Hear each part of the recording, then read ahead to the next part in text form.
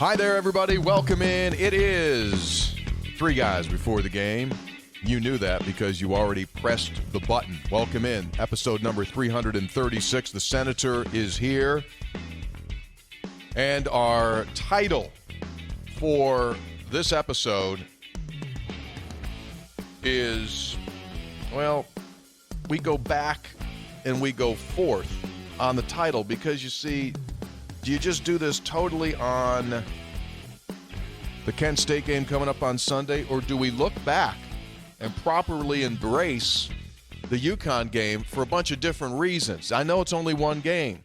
It's only one game, but ellipse, ... So we're going with old school fun on this episode of Three Guys Before the Game, and we'll explain why. Three Guys presented for you, the people, by Caesars Sportsbook. Download, get started, risk-free bet of up to $1,001 in free bets. By Comax Business Systems, full-service Conicum and Ulta dealer. Go to Comax Business Systems at ComaxWV.com. By Burdette Camping Center. They happen to be the only warranty forever RV dealer in all of West Virginia. Visit them at BurdetteCamping.com. And by West Virginia Game Changers, supporting, encouraging young people throughout the state to build healthy, addiction-free lives. You can help West Virginia families, children become game changers. Go to WVGameChanger.com. All right. So, one game does not make a season. We totally understand and acknowledge that. However, there was something special in the air on Wednesday night when the UConn Huskies came into the Coliseum before a crowd of 12,045. That number alone is significant. Senator, you've been in the biz. You've been on the other side over at WVU Athletics. 12,000 on a Wednesday in December. That's a good night. Very good night. Very good night. And this is what we're going to try to pull the Leafs back on. You know, artichoke. You ever have artichoke?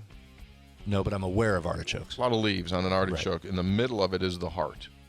So you pull the leaves, and if you cook it right, you're eating the leaves all the way down, but it's kind of like Cracker Jacks. They're good to begin with when you start eating them, and then you know at the bottom there's a prize. Well, in an artichoke, the prize is the artichoke heart, which is the softest, best tasting part of the whole artichoke, but the leaves are really good. So what we're going to try to do is pull the leaves back and find out why that game on Wednesday just seemed to be different than in almost every game played in that Coliseum since West Virginia left the Big East, with the exception of the Kansas games. Right. Agree. But other than the Kansas games, they're really good, and they're lively, and it hops. But that thing on Wednesday was at a different level. The palpable dislike was very evident, I thought. Now, you get it against Pitt. I thought that happened earlier this season against Pitt. So yeah. it was in that category with Pitt. Now, Pitt was bad, though. So that's part of the problem. But it's a similar environment. But it just that's my question. Why the level of dislike for that opponent in that particular game versus all of the other Big 12 opponents, save for Kansas, as you mentioned? Baylor's come in here and been really good and unlikable. And it's loud. I'm not saying there hasn't been loud Agreed. Coliseum games, but there was an edge. There was an edge, and I think that helped. That's part. Chalk up Virginia Tech at the football stadium this year and Connecticut basketball to the crowd. Crowd 2-0 in those games. Yes. Very big for crowds. Why the palpable dislike? I would go, and you can agree or disagree with this, while Pitt was really lively and really loud, it did not have that same fog in the air of dislike that was in the building on Wednesday night. Yes, the crowd was loud, but it wasn't maliciously angry loud. Yeah, now the game wasn't as close. Right, and because, that was that's part. why. So that was part of it. I think separate those two. But I'm more interested in the distinction between some of the Big 12 opponents, because you've been in the league long enough now that you would think there would be some good, healthy dislike of a Texas Tech basketball program, of a Baylor basketball program, of an Oklahoma State at times. Doesn't happen, though. So do you think it might be because all of the times that those teams come to the Coliseum, over the last several years, most of the time, West Virginia is expected to win. But on Wednesday night, despite the fact that the line had West Virginia as a favorite, if anyone had seen Connecticut play before that, they knew that West Virginia needed to have an A-plus performance, at least we thought, going into the game. And so the fans come in knowing that the Mountaineers have to play at their highest level. So as fans, do fans say to themselves subconsciously, I have got to bring it as strong as I can bring it tonight to do my part? Maybe, and I'm not saying that didn't happen. That still doesn't explain the dislike. It still doesn't. Baylor's come in here as the number one team in the country. Texas Tech's come in here off a Final Four, and it wasn't the same level of angst that I felt the other night. This felt to me like a Connecticut-specific dislike. So you're saying it was PCS. What's PCS? Post-Calhoun syndrome? For years, they loathed Calhoun, up and down the sidelines, have bad, repressed memories about experiences with Connecticut. I mean, that was a fun program to dislike for a long time that West Virginia was. And I say that as somebody that worked with Jim Calhoun and spent time at Connecticut. But that was an easy program to dislike. You guys talked a lot. No, he wasn't. He very, if you were going to brand a Northeast guy and put some attributes on North A, I mean, he fits it pretty well. Now, wait a second. He wasn't walking around saying Merry Christmas to folks. Just somebody put it that way. No, but wait. So, like, I don't have you going into his office and putting your feet up on his desk and chain. But, like, when you would walk down the halls past each other, he'd absolutely say, hey, Brad, how's everything going? Yeah, no. Excuse me? No. He would walk right by you? Yes. But so you didn't say anything to him either? Oh, I'd always say good morning, Coach, or good afternoon, whatever. Hi, Coach. And then what would happen? He'd keep moving. Nothing out of him? No. Not a grunt? Nope. Communication denial? Yeah. That might be it. Might be the PCS, post-Calhoun syndrome. People know, and that's what it was. I find it extremely interesting because the place was awesome. That was a fun game. Here's what my thought was after it was. First things first. The second that it started, the second that the ball went up and the game started, it was apples and oranges compared to what West Virginia has been playing against. With all due respect to past opponents, that was thoroughbreds going up and down the floor. Yes. You instantly knew it because if you remember their first couple possessions, I mean, Cole comes down. He's got a guy cutting baseline. I mean, a laser pass down the baseline. Boom. Yeah. Slam. And you go like, okay, Dorothy, we're not home anymore. I thought their level of athleticism was as advertised. We've talked about that for a couple weeks. That was exactly what you thought you were getting in that team, minus their two best players. Yes, absolutely. That needs to be noted. But nevertheless, you play with what you have. Then the crowd senses that as well. And so they go like, ooh, this is on. So it's on. And so the whole thing happens. We'll break down the game. But the next day, I said, okay, so that was I thoroughly enjoyed. Everyone thoroughly enjoyed that. That was there that was cheering for West Virginia. So the word that came into my head the day after was, it was invigorating. It was invigorating. It was, I think, collectively for everyone, players, the coaches, the fans, that to them was like, we're back. Now, was that because it was really, truly the first time after COVID that everyone was in and everyone was on? Was that it? It was just like, we're back to the future. And it was a by per possession game where it was close. Maybe. I mean, that might have factored in. But I also thought just kind of right from the beginning you could feel it. Yes. It was good. It was great. That's what you're looking for. And I know you can't do that every game. You can't have that level of energy every game. That's what you want. That's big-time college basketball. That's the Coliseum. That's West Virginia when it's rolling. That was fun. Yeah. Now we start to break down the game. Is that the most exception instead of the rule final statistical box that you'll see? It was a weird one. Aberration City. It was a weird one, but a couple things, and I thought is it irony? Is it coincidence? What is it? But the fact that you struggled from the line so mightily in that game, it hurt to watch West Virginia go to the line. Hurt, and yet in essence, those struggles won you the game late. You won because of a missed foul shot. And you had to have it because it did a couple things. So not only do you keep the possession and then got it back out to McNeil, fouled, you got another point, but then it gave you a lead that forced a team that was shooting 3 for 18 or whatever they were from three to have to go make a three to force that's not what they wanted to do. That Connecticut team did not want to come down in that one of those final possessions and have to take a three to tie you up. So it wasn't just the added point you get, which I know that's the obvious, increase the lead, but it changed what they had to do on their last possession. Yeah. And that comes because you couldn't shoot free throws all night, and in a pressure situation, you couldn't make it again, but that really won you the game. We don't have Kirchhoff to be the arbiter on whether it's coincidence or ironic, but I do think it's ironic that you struggled so badly at the foul line and it was an offensive rebound off of a missed foul shot. I think it is ironic that eventually won the game for you. So West Virginia, let's do foul shooting now. 12 of 27. 12 of 27 from the foul line. Jalen Bridges goes 0 for 2. Kedrian Johnson 1 for 2. Taz, uncharacteristically 4 of 7. He's second in the league in free throw percentage, was. Going into the game, Sean, uncharacteristically 4 of 6, which is 2 of 3, which is 66%. Go no further. Stop right there. Because that's the surprising part. Those were the guys you want at the line. We've talked about that in past years. When you get bad foul shooters at the line, of course your foul shooting numbers are going to be worse. Those are guys you want at the line. Yeah, they were 8 of 13. Yeah, that won't happen very often. Gabe, 2 of 8.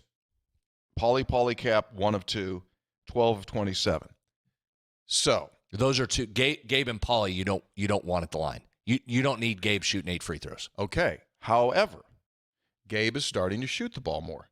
He's taken 5 or more shots now in 3 straight games. You know what's going to happen. He's going to go to the foul line. So now, if that's the case, which I do think, I'm all right with him not necessarily pulling the trigger on the 3. That, by the way, that second 3 attempt the other night, that came a lot sooner than I thought it would. I thought you might be into February before you saw it again. Yeah, oof. Anyway, that was kind of like when John Flowers, remember, he'd pull the trigger on a 3 and go, whoa! Anyway, John can make them now, but back then it was different. But anyway, so if Gabe's going to drive the ball hard to the basket, which he can do well, he gets contact. Agree. We've got to fix this. And so here's the deal, man. You have a problem. Going inside the practice facility and taking 5,000 foul shots doesn't fix the problem. That does not fix the problem, right? I can go sleep in my garage. I don't become a car. I can go take 5,000 foul shots. It doesn't make me a better free throw shooter. They have got to fix it. And I'm being totally serious here when I say this now. I mean, you have got to fix it not tomorrow, but immediately, because as this season goes on, those are gold points for this team. He's got to fix it. I don't care who you bring in. Witch doctor, shot doctor, any kind of doctor, hypnotist, massage therapist, acupuncture, I don't care. Fix it. Because it's going to end up what almost cost you a game there is going to end up costing you games. Just fix it. I don't care if he goes. May, but I mean, you can just stop your diatribe. I mean, there's a season going on. You know that, right? Yeah, I understand. So guys that aren't good foul shooters don't just instantly. There is no fix in season immediately. I don't know. You might make a couple more. I mean, give me an example. Was Shaq incentivized to make more free throws at any point in his career, or did he just want to go through his whole career being a bad foul shooter? Did he ever have any incentive? Do you think the Lakers ever went, you know what, we might want to should we get Shaq to make a free? Might hurt us in the NBA Finals one year. Maybe we should. Did that ever happen? You know what? I heard this great podcast that Malcolm Gladwell did. I think it was Malcolm Gladwell or some sports dude. I don't think it was Gladwell. Anyway, so they talked about Wilt Chamberlain. And, he was Shaq-esque at the foul line throughout his career. And they said, listen, dude, just shoot him underhand. And so he shot him underhand and knocked the pee out of him. Knocked the pee out of him, but was embarrassed by shooting him that way and went back and shot him the conventional way, even though he was making them. And so at this point, like, if it's underhand, and I know as stupid as that sounds, if it's underhand, I don't care what it is, you've got to fix it. And so I do think you can improve in season. I know he's not going to become an 85% foul shooter, but can we get the thing to 60? No. I mean, it's shooting. So if that's not what you do, and that's not what he does, nor is it his role, and he's not doing it a lot, you don't just all of a sudden, I mean, it's shooting, and it's not a layup. It's from 15 feet.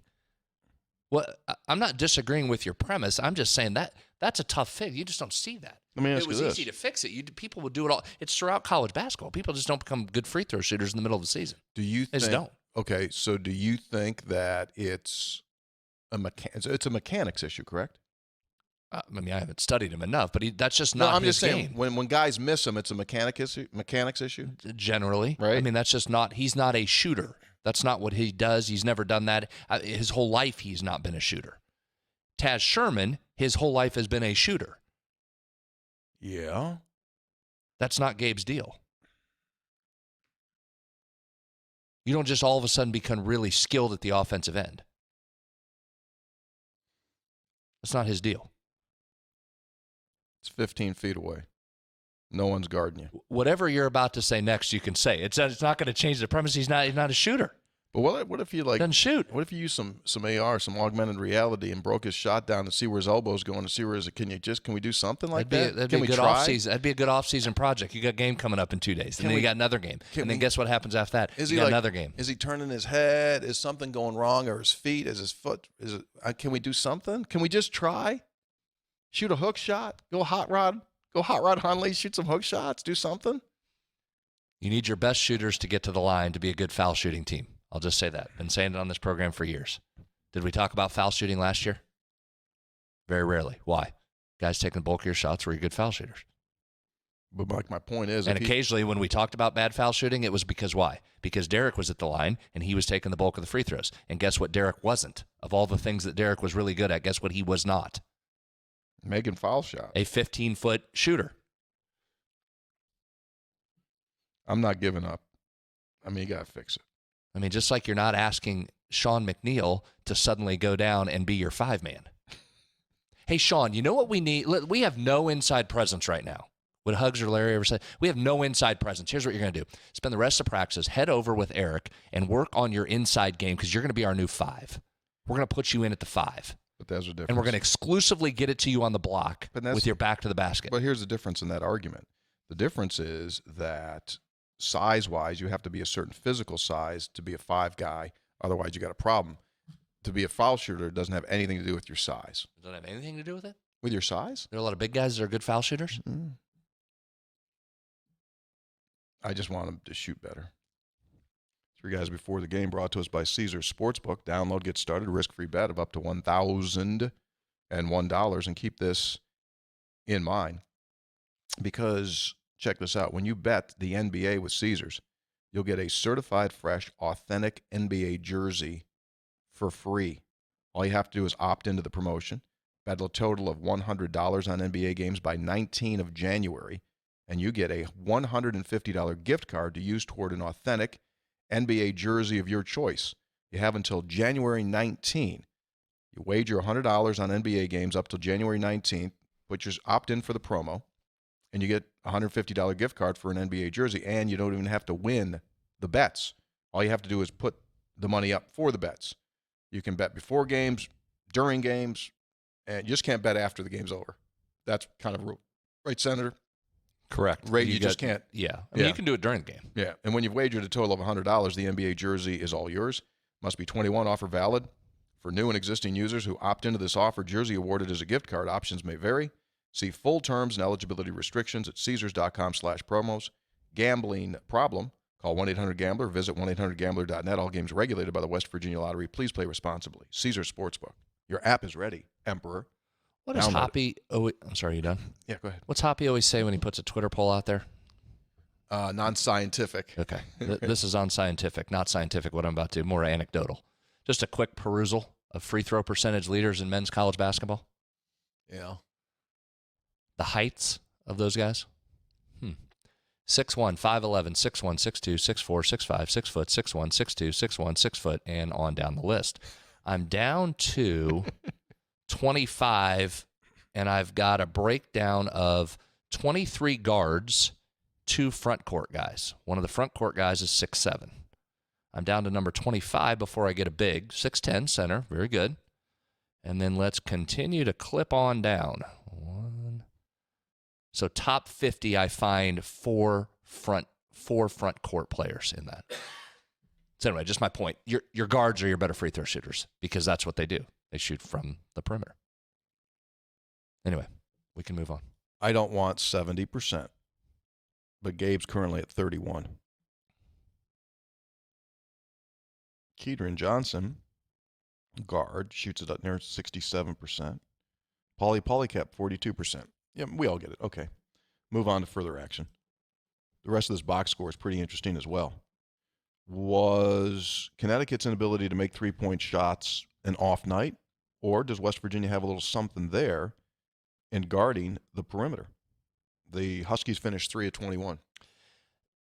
Last year, West Virginia was really good at its three-point defense. There's a lot of analytics folks that will tell you, some basketball folks too, that they say three-point defense is more about the other team missing shots than it is your defense. That specific part of it. But when you watch it, I mean, West Virginia, I continue to say this. I know what Huggs is saying, and he's watching it at a deeper level and looking for things like rotations. This team's effort defensively, for the most part, I think has been really good. So I tend to think, maybe I'm just wrong on that. I tend to think your defense does translate over to your three-point defense a little bit more. Sometimes it's cumulative. That game was tough from a physical standpoint, right? Mm-hmm. You get a little bit worn down, your legs start to go, three-pointers become a little more difficult. And listen, they were missing one of their best scorers, so that's going to affect their ability to make three-pointers. But I think I credit the defense a little bit more maybe than some would on that. Yeah. I thought the defense, and again, maybe it's because of Huggs' messages in the preseason, and maybe my expectations were so low for this team defensively. I continue to still be pleasantly surprised with the effort and the pressure and the defense they provide at times. I think he would tell you that was the single best combined effort that they put forth this season. And here's the news scoop. They have to play at least that hard every game. Sure. Because if they don't, they're going to get beaten. You have got that. So everyone keeps asking, have we figured out this West Virginia team yet after 9 games? And it is difficult to get your hands around these guys. But I do think it's this. Yeah, this is a team that has extremely little margin for error. And this is a team that has got to play at an almost frenzied level of energy in order to be in games. Which is a challenge to do throughout the course of a season. Yes, it is. Because it's going to ebb and flow. But you're right, 1.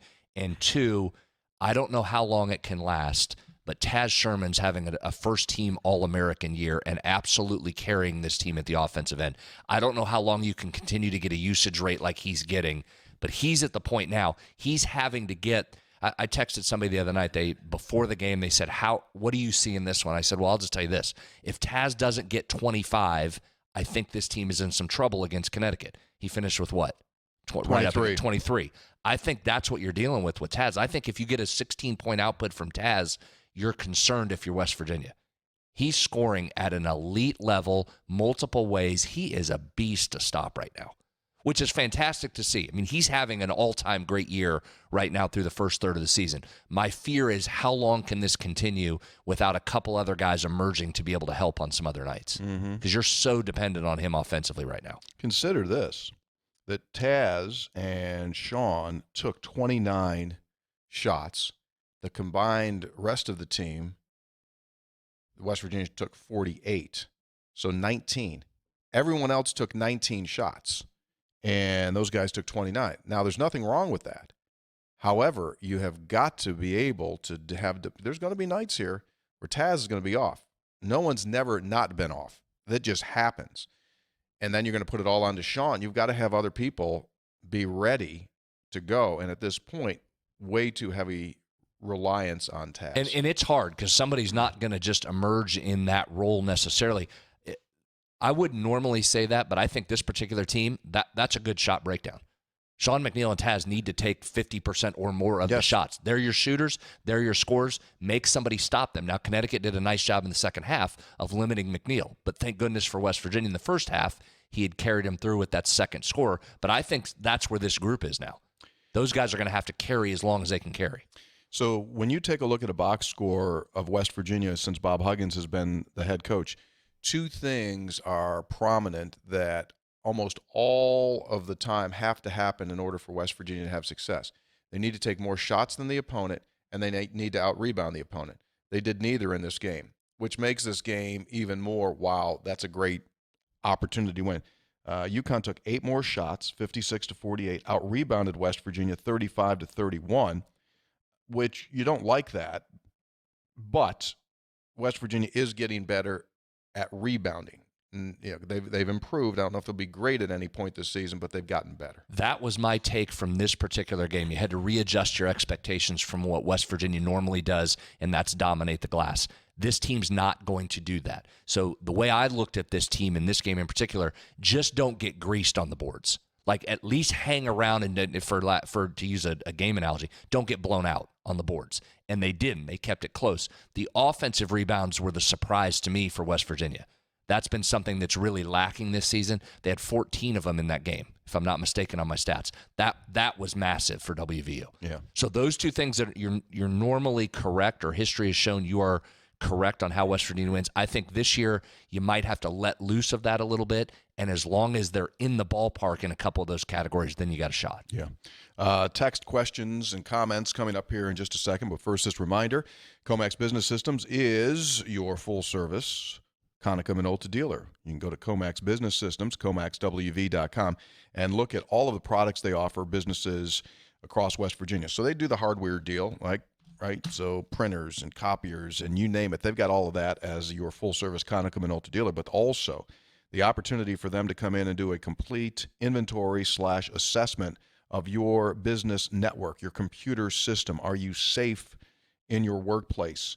Is everything in good order, or could someone come in and take some information over, ransomware attack, or get into your customer database, or are you open to that? They can come in and for absolutely free let you know where they think you are weak or where you are strong, and they can work you through that. Visit them at comaxwv.com. We like to call it a colonoscopy for your computer, is what we call that, in your computer networking system. They'll come in there, take a look, and they see something else. They'll just, okay, here you go, and it's free for them to come in and do that. Visit them at comaxwv.com. Text questions, thoughts, comments. And this one came in before the game. Hey, guys, transition for basketball. Going to know a lot more after this UConn game. Low expectations, but hopeful we'll fare well in conference. Then he went on to say this. The Iowa State story is astonishing. The portal can make you well in short order. This was even before Iowa State beat Iowa by 20. He said, fastest turnaround ever. What's going on there at Iowa State, Senator? Done a great job. Brought a new coach in who understands the culture, is excited to be there, wanted to be there. And it was clear it was time to refresh that culture and change. And the texter's right. The portal has been good. I mean, Brockington has appeared out of thin air and put up a 29 and a 30 for Iowa State. So they didn't just mix some guys in that are doing well. Guys put up 29 and 30. 29 and 30, Tony. 29 and 30 for a guy that wasn't in the league last year. So tremendous start. Don't take anything for granted, but that team could be undefeated going into Christmas here and be a top 10 team for a group that won 2 games last year. Unbelievable. And they're legit. I mean, they're going to have some regression, right? They're going to come back. They're not going to run the table and go undefeated. But if you watch them last night against what's been a really good offensive team in Iowa, have the nation's leading scorer, they guard you, man. I mean, they get after it. That group is playing well together. They're bought in, and they're playing some serious defense. Yeah, the defense. I looked at the box score, and the defensive numbers stand out. Yeah, they're getting up on you. They're guarding. And that's hard because, I mean, if you were looking at it from a West Virginia perspective before the season started, what'd you say? Well, hopefully that's 2 wins. 2 W's. Yeah. You don't need them you don't need those teams down there getting good, and they have. Credit to them. But, yes, that made a difficult league even tougher. Hunter in St. Albans, and he says, actually, my name is Hunter. So he says, I questioned that on the last program. Oh, he said, That's actually, why he's saying that. Hunter in St. Albans. He says, hey, Scopes, I appreciate the fact that you're waiting to connect to someone higher up on the food chain. He's talking about me contacting the Big 12 officials about the Central Time and the Yes. Mountain Time and Greenwich Mean Time. We got to get that done. Boom, boom, boom, boom, boom. Just someone sent us a bunch of attachments that say no name on them, so we'll just skip over that. Oh, boy, here he comes. Our golfer guy in Dallas. Oh, yeah, good. He's always entertaining. He reports in as P1, Jason in Dallas. Hey, guys, listening to Monday's episode of Two Guys, getting excited for the... Oh, listen to what? Two Guys. I mean, he's pretty aware. He knows Hoppy wasn't here. Hoppy's at home. Is back against his retaining wall, making sure it doesn't fall down. I'm getting excited for the game against the You Can't Puppies. He went Yukon Huskies. He went You Can't Puppies. I agreed. Brad's thought of this line being a pick'em, but I saw their 2.5 favorites. Surprised me. But we do have Huggy Bear, and bears are bigger than puppies, so I think we'll be fine. So he called it from an animal standpoint. He was right. Yeah. 2 thoughts on our bouncy sphere team. I love Paulie Cap's attitude. He seems like the kind of guy that would eat a bucket of rusty 10-penny nails and spit out a barbed wire fence just to show you that he could. Think he'll do nothing but improve as the season goes on, too. Man, he had a block. Oh, he wasn't quite LeBron chasing them down in the NBA Finals, but it was in the same vein. Yeah. Right? Coming from behind, erased a layup. Yeah. Well done. And number 2 point for him, this isn't exactly a basketball thought, but related.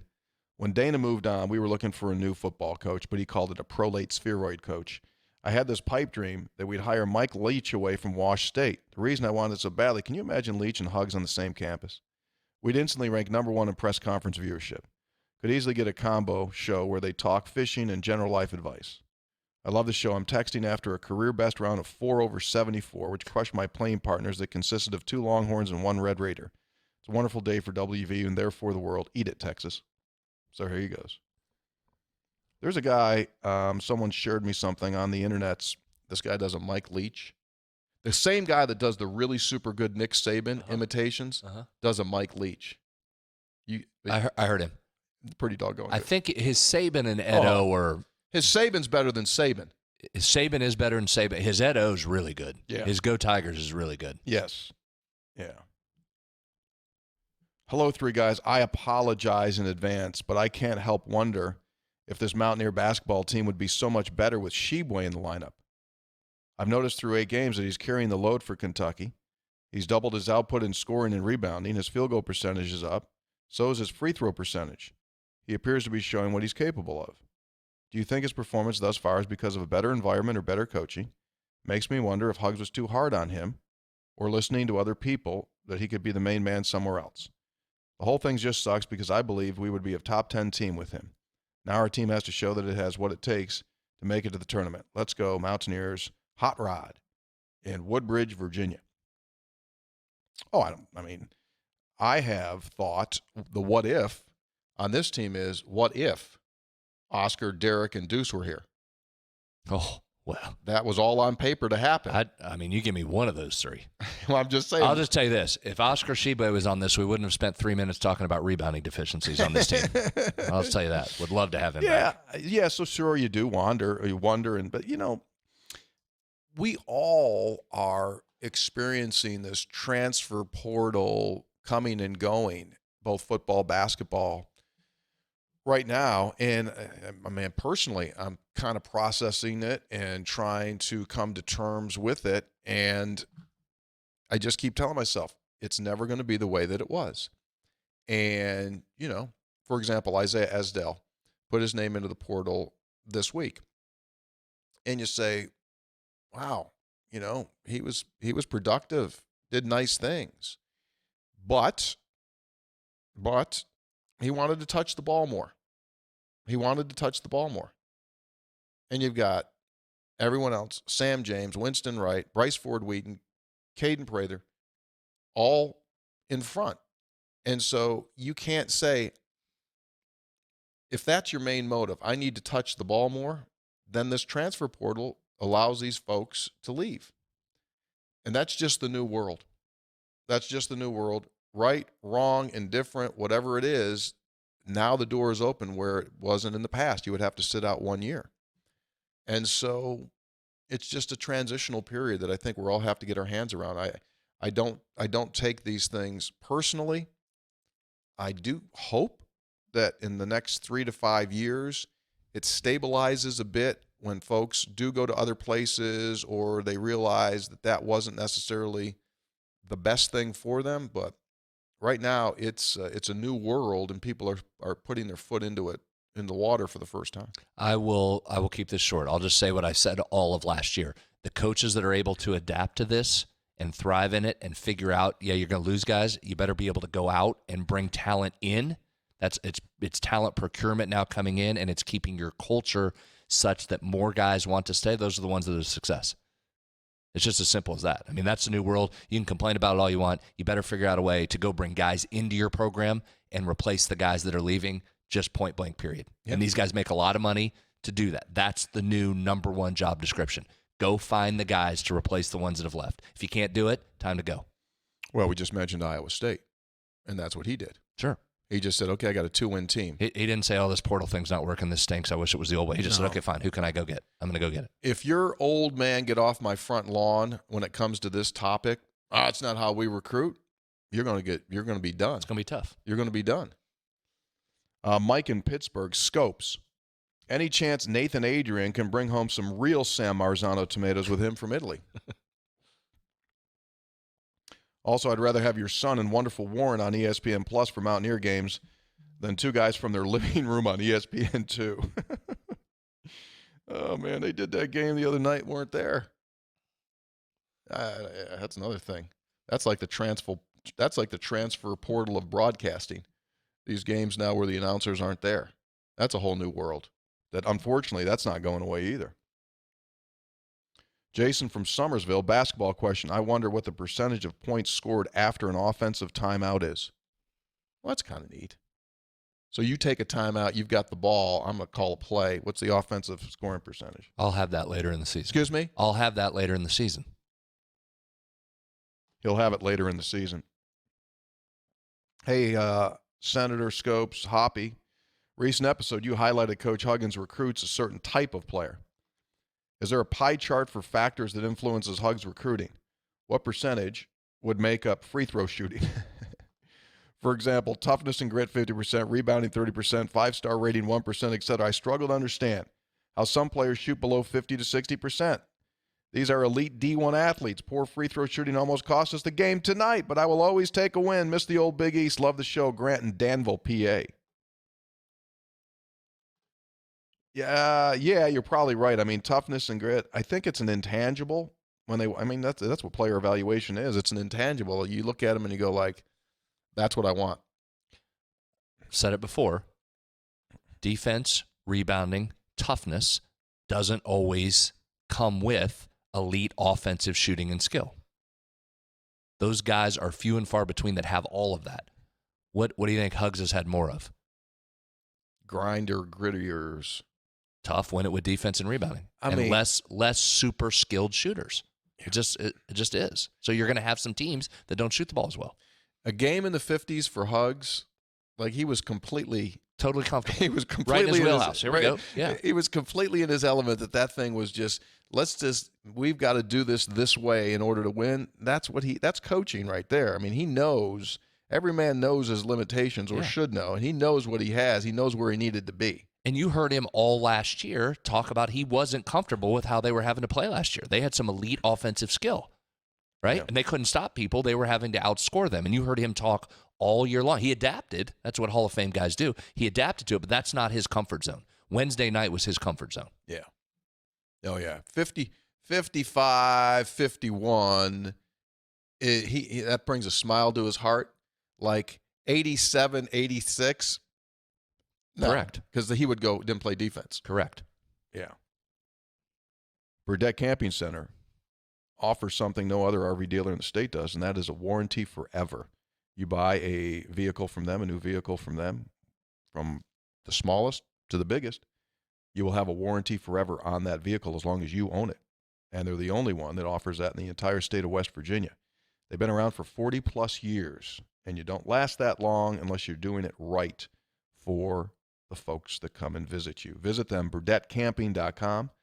BurdetteCamping.com. They're located in Winfield. And just ask for Phil, Zach, and Jimmy, too. Jimmy's over there. Jimmy. They'll all take care of you. Oh, good guys. If West Virginia wins Sunday against Kent, this texter says, I hope they remain unranked. The last thing we need going on the road to play a good UAB team is some arbitrary number next to our name. It will just fire the Blazers up. I would agree with that. Yeah.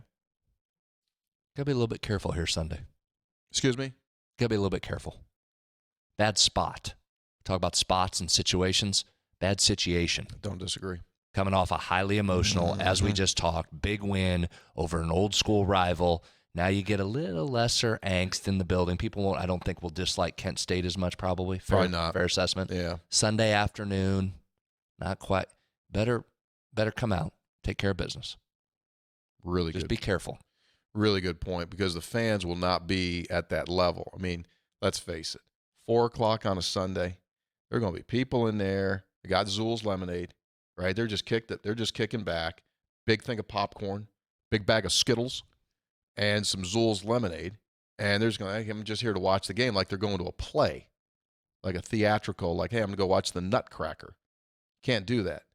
So you're right. It's incumbent upon West Virginia to bring it. This team beat James Madison. James Madison just beat UVA. So I mean, you're better than Kent State. Absolutely. You line up, you beat Kent State, but this happens a lot. Yeah. Situation matters, so the team's going to have to try and fight through that. Tyler in Morgantown, back to the portal. It really bothers me. I haven't looked this up, but I heard we've got over 20 players since February that have transferred or are leading, and we're leading the nation in this stat. Some of the big starters, some not. Now TJ Banks is out, and that one really hurt. I liked him, and I thought he was developing into a great tight end. What does all this become an issue in leadership and not just, oh, well, they went out because they aren't getting playing time? I think Neal is a good coach and can recruit, but where there is smoke, there's normally fire. So what is the best reasoning you can come up with to continue to trust the climb? It's hard to climb when you lose over a fourth of your squad in 1 year to the portal. Thanks, guys. Love the show. I read something, I think it was last week, and I'm going to miss the numbers by a little bit, but I'm around it. There was a 4-day stretch last week where 263 players nationwide entered the portal in 4 days. So, I mean, I get it. I get the headlines are this guy's leaving, this guy's leaving, this guy's. I totally understand the angst that comes with that. I'm just not, my level of concern's not there yet. Would I rather have TJ Banks and see that he could blossom into something? Because the texture's right. You saw some flashes. Sure. But they were flashes. It's not the same level of angst that when you saw Tyke Smith left. Where you went, all due respect to TJ Banks. I mean, okay, go replace it. Corbin Page, tight end from Spring Valley. Okay, might have played a little bit earlier. Finley, okay, get ready. You're going to get some clock.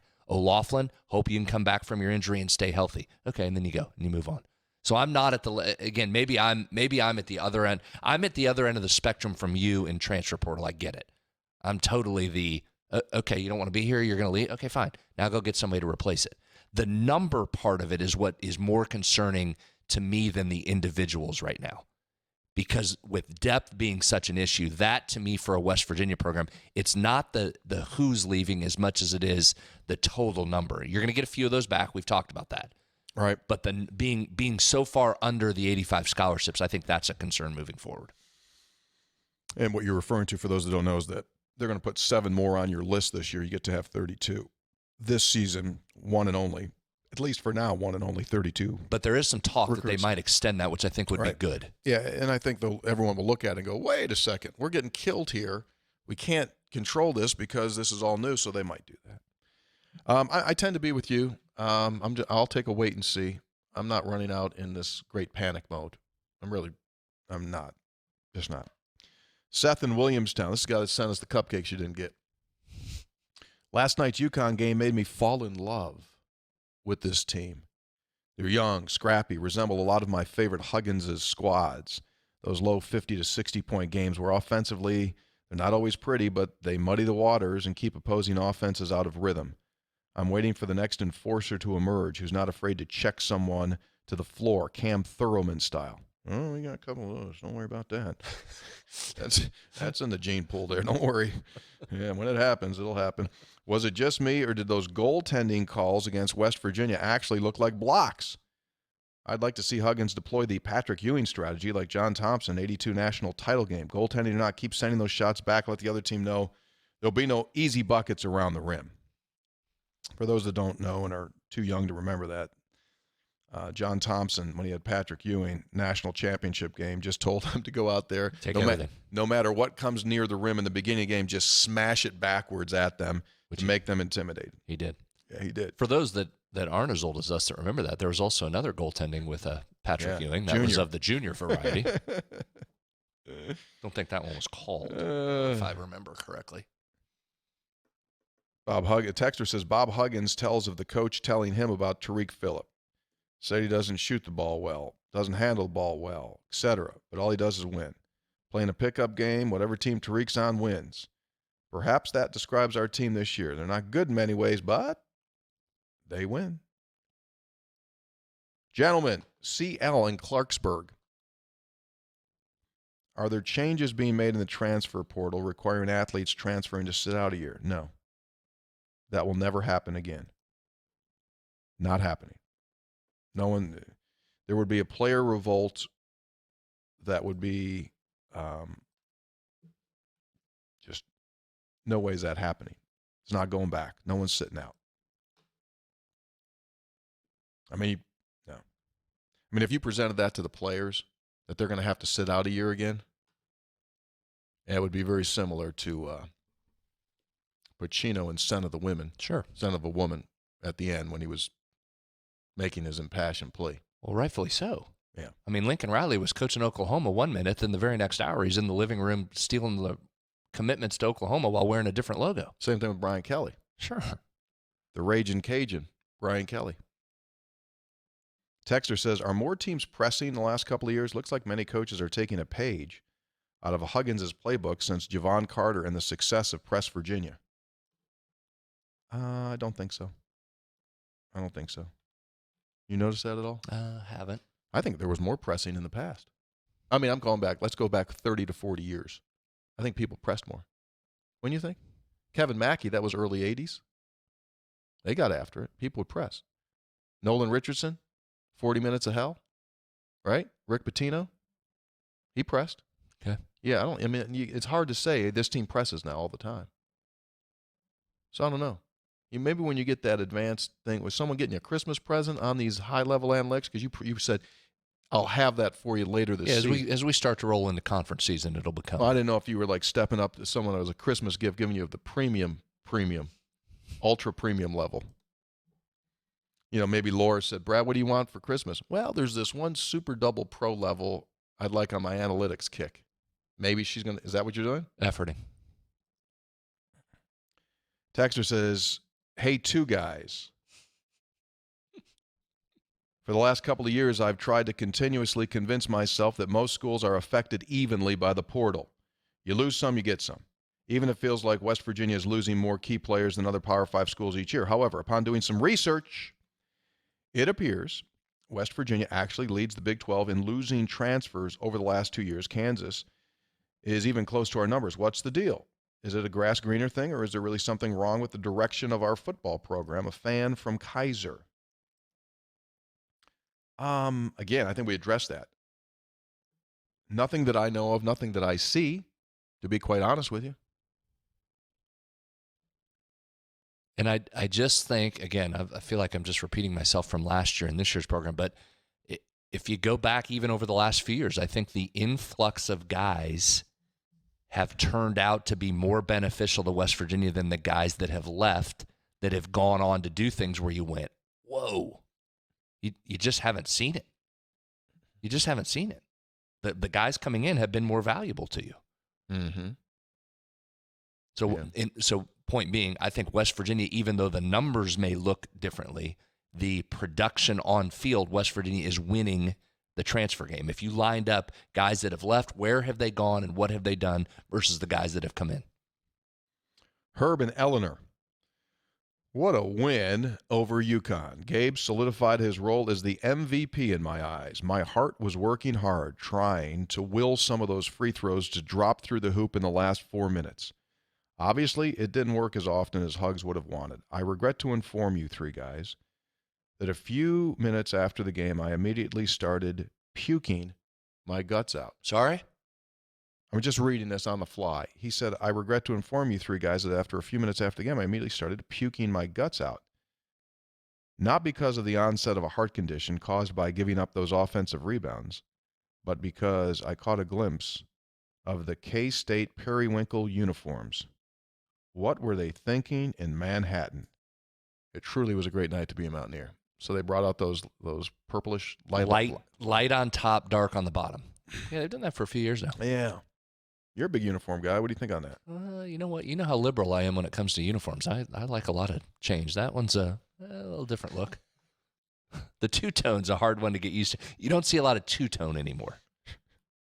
Generally matching between tops and bottoms. I get them. They're throwback jerseys, so. So they at one time wore that uniform? Yeah. Those aren't new. They've done that for, 2, 3, 4 years. Do you think we ever will go back to a different color top and bottom? I don't know. It's jarring.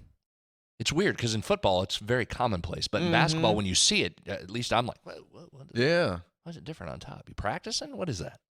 Yeah. Real quick, can I interject something that I've been pleased with so far regarding the Connecticut game? Oh, the floor is yours. I don't want to jinx this. Understand. But we've talked a lot about Connecticut didn't have two of its best players, probably its two best players. So far, I have not seen this. So maybe somebody can correct me if I've missed it. I have not seen ESPN continually run a graphic that says DNP Sonogo, DNP Martin, Sonogo. Did I miss that? I didn't see it. So for those that don't remember, when West Virginia beat UCLA here, UCLA was what, 2? Was that the Russell Westbrook year? What year would that have been? John was here. Yeah. Early 2000s. Yeah. I don't remember which year, but West Virginia won it here. But it was a DNP Collison. Darren Collison didn't play. I think it's still put up on the graphic when they refer to that game. You think they have it as a template somewhere? Put Yeah. the Collison lower third on. ESPN Classic doesn't exist anymore, went out of business. If it still existed and they were playing that game and they were doing a stand-up to lead into the broadcast, I think they'd lead with DNP Collison. Now, have you seen one from the Connecticut? I have not seen DNP Martin Sonogo. No. Which is good. So I think West Virginia will get the true value of that win over Connecticut, who should go on to win some games that should help West Virginia's net, unless somebody decides to sneak in a graphic that says DNP, Sonogo, and Martin. With our crack listeners, I bet you someone is going to dig up and find the DNP Collison. They'll find it and send it to us as a file. Ridiculous. Game's How often on. people put that up. DNP Collison. Owen in Franklin County, Virginia. Hey, three guys. What are your thoughts? We're going back to the portal again. This is hot.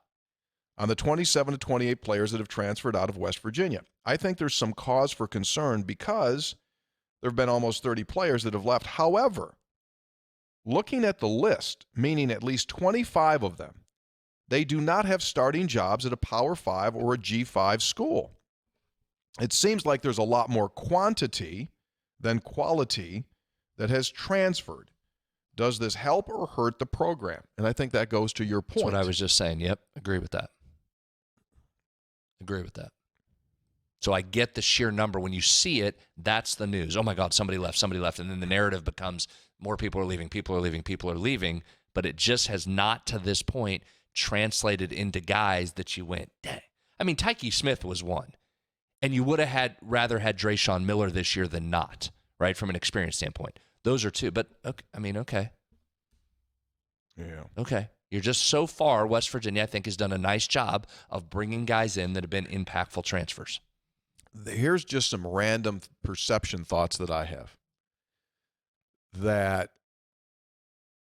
So why are they leaving?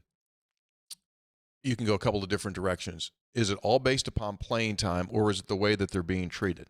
So here is my totally unscientific perception of what I see in that building. I've never seen a more rah-rah, friendly, player-centric staff since I've been here. I mean, I've seen in the past, very cold relationships among, various position groups and their coach. I don't see that. That's, again, just Tony's view as I look at things. And so I would lean to think that this is oftentimes based upon playing time or the lack of playing time. And we'll have to see how it all nets out. But I would like to, and I think the real graph probably should be, okay, you lost this player. Did they go on and have this tremendous career or whatever? And then what did you bring in, and what was that level of productivity that you brought in there? You take a look at the Isaiah Esdale situation. He literally, from what I understand, he wanted to have more touches. And you're in a room where other guys are going to get touches. That was not the case when Neil first got here. And the same could be said for the offensive line. But of those two positions there, that line room, the offensive line, right, it went from way under where it needed to be. Now you got a good solid group. Getting there. Same thing in receivers, right? Those guys were forced to play too early, Winston, right, and Sam James and those guys. They were forced to play. They had no other options. And now that's a mature room. And so some of that is that. Tight end, TJ Banks, I don't have the details on that one, but what was that one? Is the kid Remack, is he going to be like, they know that next season this Remack kid that's come in here is going to be a guy. And you go like, well, this guy's coming, then this guy. And I don't know. I don't know the particulars. Again, not running around with my head on fire, overly concerned about it. Just not.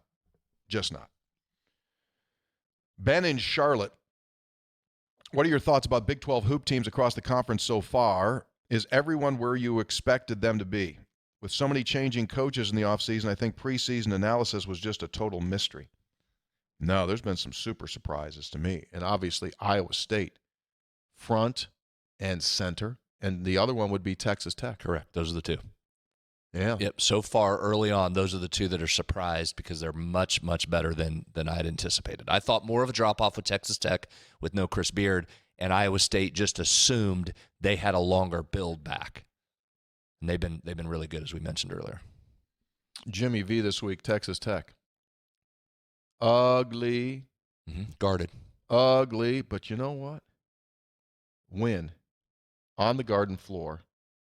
And that guy's done a nice job so far. Mark Adams. Agree. He was on the staff there with Beard, longtime junior college coach. And, yeah, so those are the two big surprises for me. In lockstep with you. I don't know what the perception is from others about West Virginia. I think if you were to ask people outside in the league, hey, what do you think about West Virginia? They would say this. Oh, that's kind of what that's what we expect from West Virginia. West Virginia's sitting there at 8-1. That's probably what they think at this point.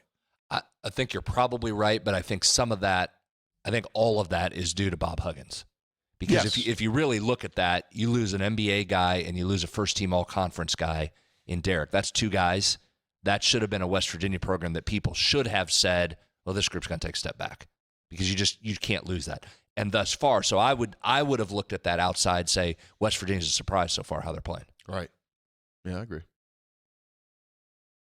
It's going to be a fun, these next two, well, you better take care of business on Sunday and then next week. I don't want to overhype, but the UAB game is going to be your first true road game. And if you can find a way to put that in your pocket, it will go a super long way for the rest of the season. Because then you come back and you got the Youngstown States, and then your non-conference portion of the pre-Big 12 schedule is over.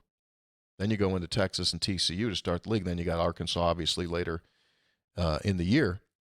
And if you can put those and come out of this to this point with one, if you can finish December. With one loss? Way ahead of it.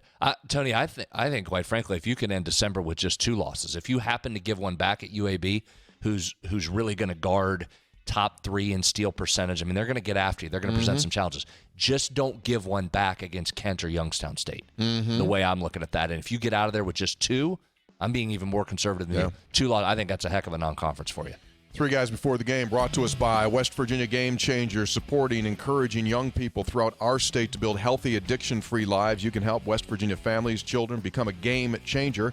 Go to wvgamechanger.com. Three Guys also brought to us by Burdett Camping. They happen to be the only warranty forever RV dealer in all of West Virginia, located in Winfield. That's where our producer, Jonathan Taylor County, Tyler Consolidated, lives. So if you need something, if you buy an RV, probably you could call Taylor up. He would drive it, wherever, from Winfield to wherever it needs to be. You think that's a service he could provide? Probably. Maybe. He does most stuff you ask him to do. So he could probably drive the car. You don't want him to watch your house for you, but he could probably. Well, I retract that endorsement. I don't know that. Yeah, let's skip that. I don't know that. Burdett will deliver it. Reset. Can you edit that out? Visit burdettcamping.com. Also, Comax Business Systems. They're there to help you. Is your network within your business safe from infiltration? Find out for free. Visit them. They'll come in, do an assessment. ComaxWV.com. And by Caesar Sportsbook. Download, get started, risk-free bet of up to $1,001 in free bets. We're back Monday to talk about Sunday's game. So quick turnaround for us. Hope we're ready. A quick turnaround. Need some recovery. We need recovery. That's what it is. We're going to go take a salt bath. We're out. Thanks for being with us. Episode 336, Three Guys Before the Game. See y'all.